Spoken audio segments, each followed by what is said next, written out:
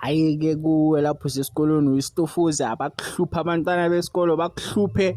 tawune nale phepha lakho lama-result bakuthele nangambepende lana namajuice in ukhale yazini apha uyisidudla umafehlefehle awungene eshaweni esikolweni awuzikline up ufike endlini uthi bheka last number into odume ngayo ukhalele ukuba isilenda ngala